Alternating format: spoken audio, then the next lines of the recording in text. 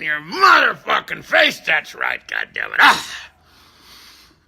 There is no better feeling than overcoming adversity. That's right.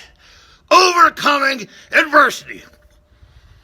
When you get yourself in a fucking jam, when you get yourself in a fucking bind, when you are in the fucking corner and you are fighting your way out, there is no better fucking feeling than earning that position, earning your way out of adversity, earning your way to the fucking top. You cannot fucking buy that feeling. It is the fucking best feeling of the fucking journey. Reaching the goal is fucking great, but there is nothing better than overcoming adversity.